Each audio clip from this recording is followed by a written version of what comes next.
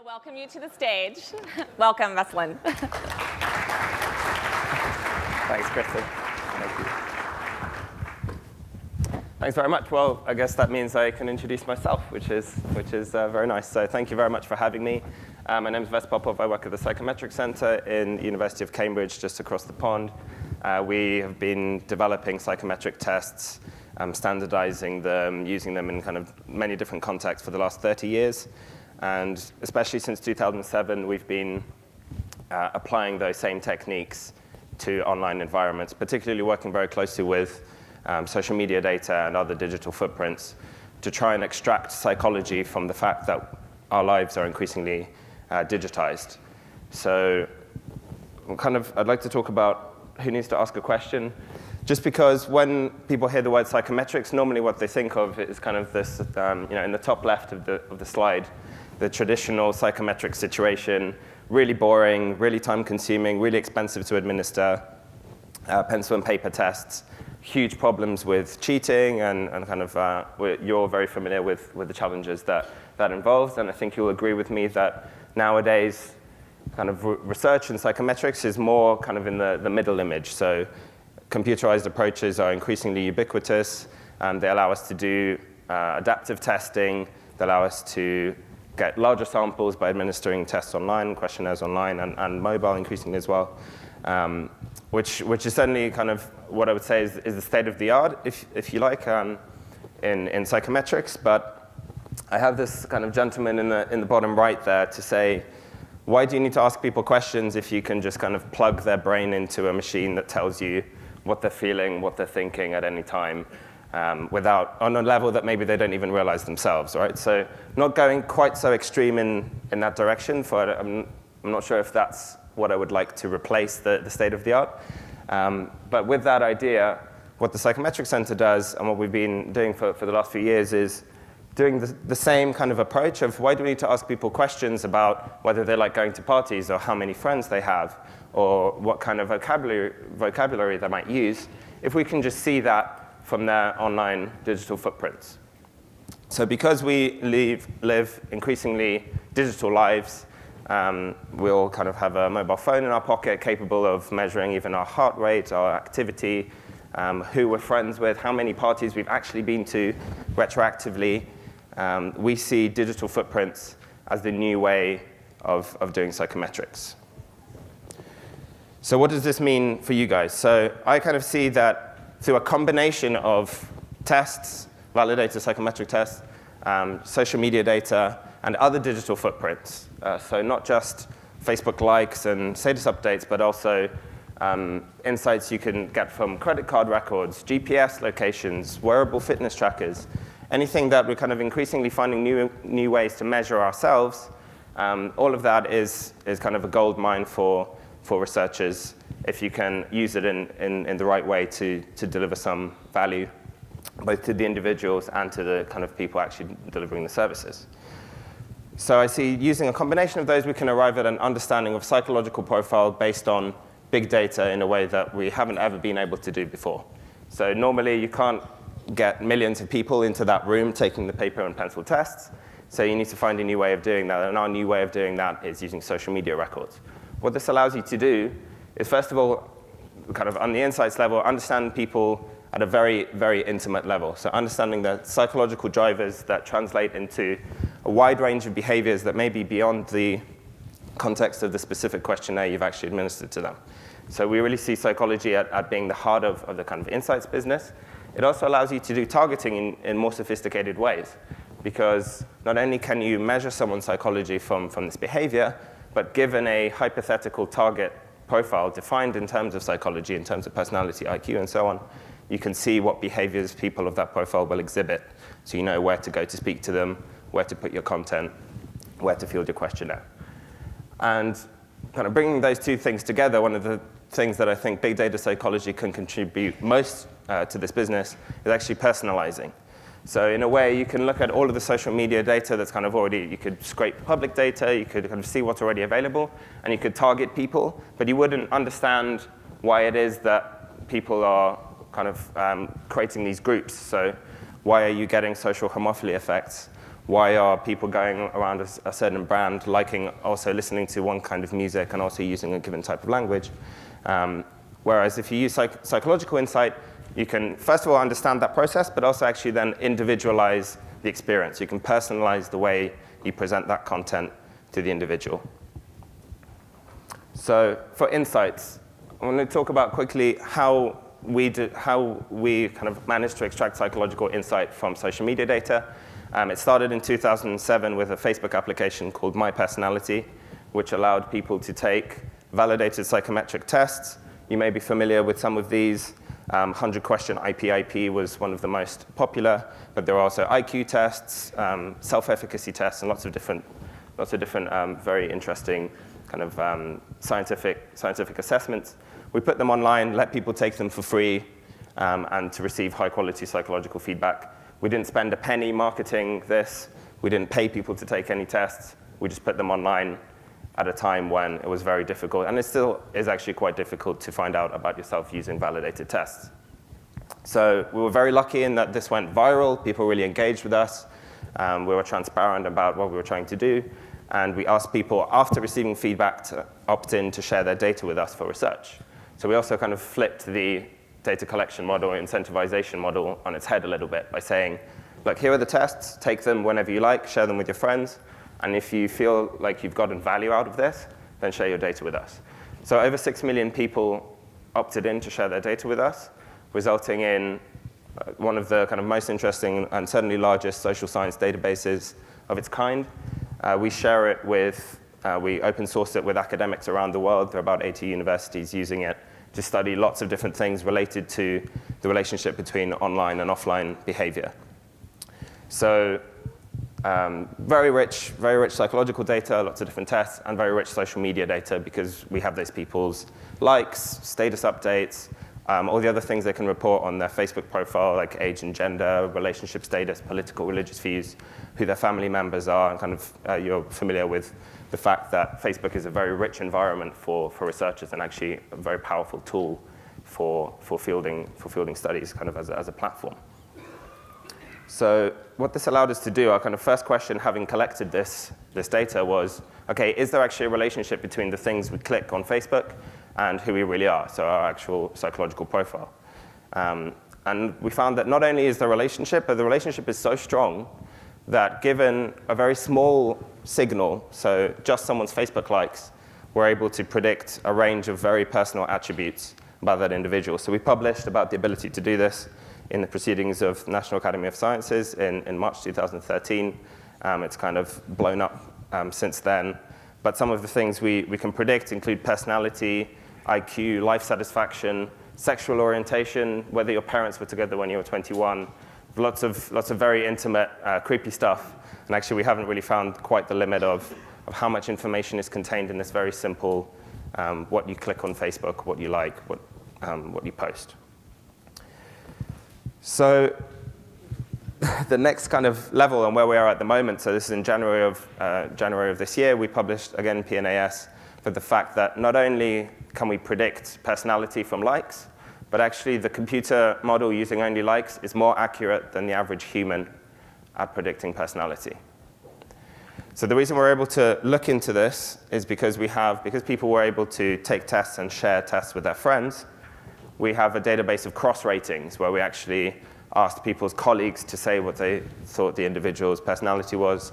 We had friends' ratings of personality, family ratings, and so on. So we compared those ratings, the correlations of those ratings, to the actual score on the 100-item IIeX, and for some people on the 300-item IIeX. And we found that the computer model, with as few as 10 likes, the computer is already better at judging your personality than your colleagues. So think about what that means for the people you're kind of sitting around the table with. Very, very, very scary and very interesting for some kind of a very small signal. With 70 likes, it's better than your friends and your roommates. With 300 likes, the average person currently has just over 200 likes, I think, but with 300 likes, the model actually exceeds the accuracy of a human judge. So that's where we are. Computers know you better than your mum. This is kind of the scary finding that we've come across. You can see this here across 5 personality traits. We use the Big 5 index. It's kind of the most widely used in In psychological research, we like it. It's human interpretable. You can see the openness, so whether you're liberal and artistic or conservative and traditional, is especially easy to predict from something so straightforward as likes. So here's some more things we can predict. I mentioned some of these already. Use of language is an interesting one because we also have status updates and tweets with ground truth psychological scores. So it allows you to do some very interesting modeling of vocabulary and word structure to actually extract psychological profile from text.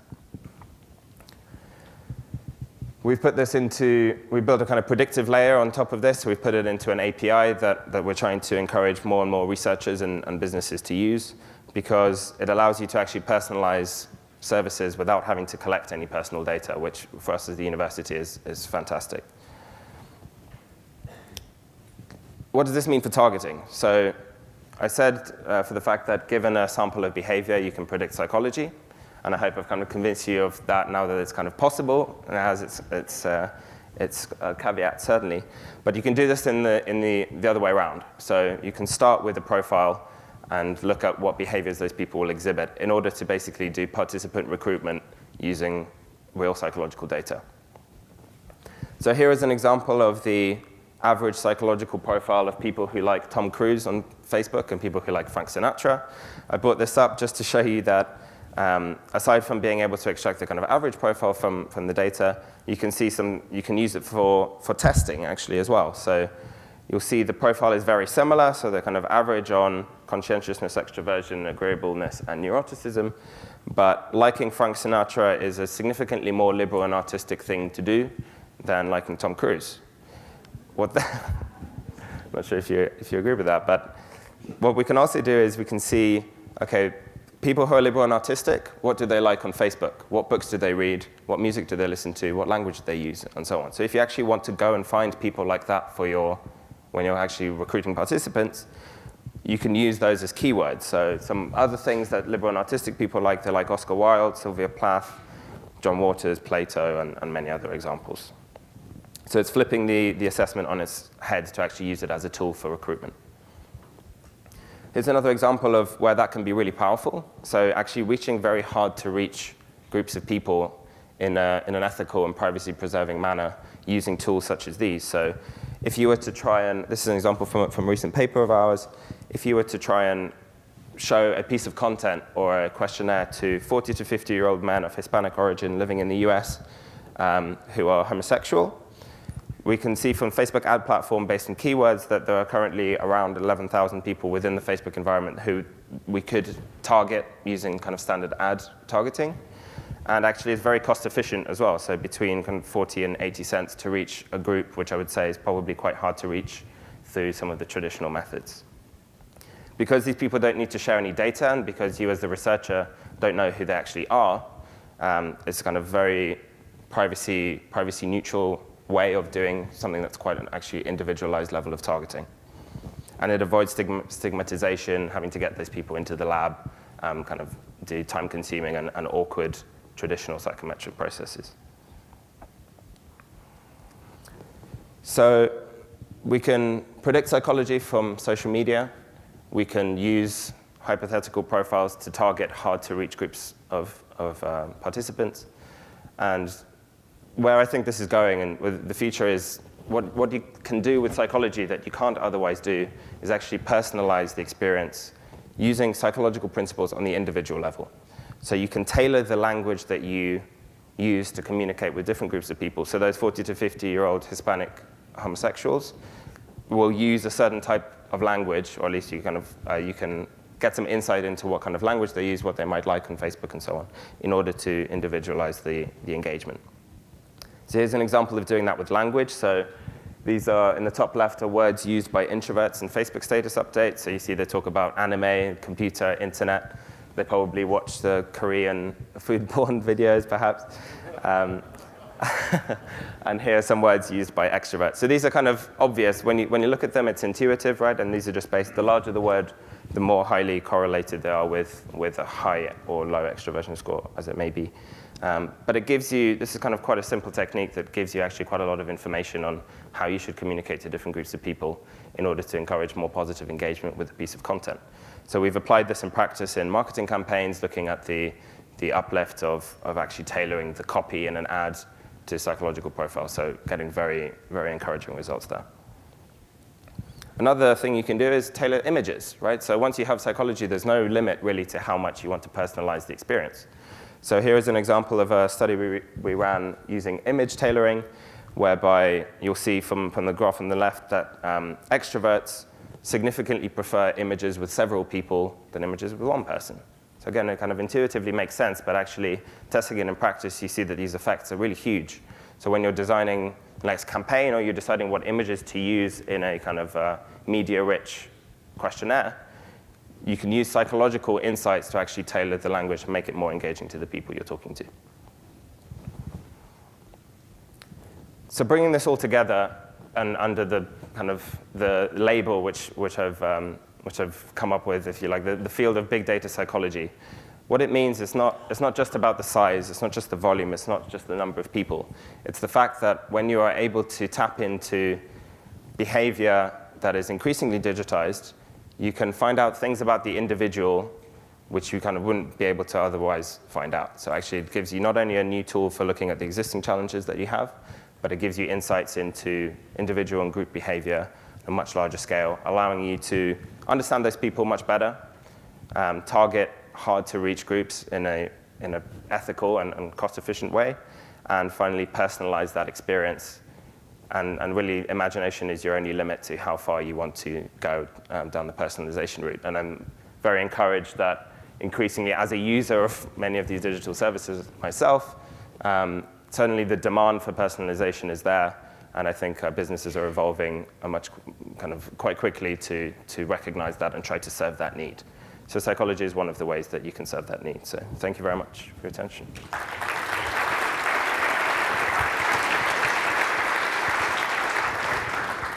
think we have a few minutes for questions. About 3 minutes. Yep, we have one up here. Hold on just 1 second. We'll get you a mic.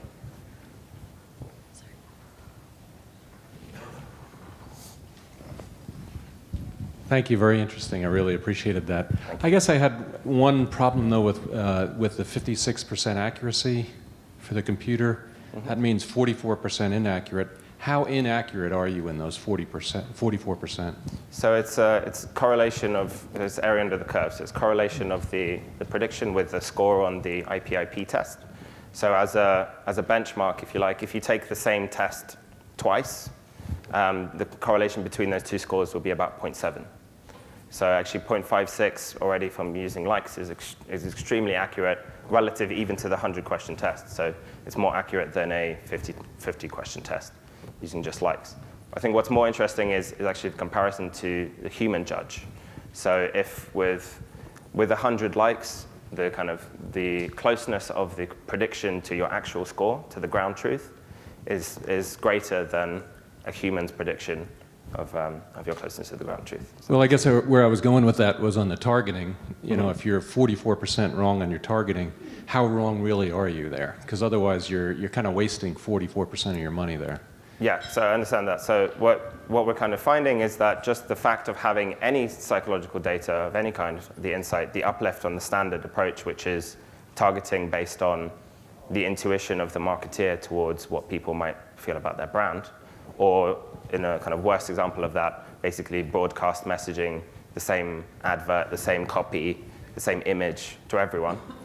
Kind of the effects on conversion rates and revenues are huge. So I mean, revenue is 7 times better, for example, than standard targeting. Okay, thank you. Thanks. I think did you have a question?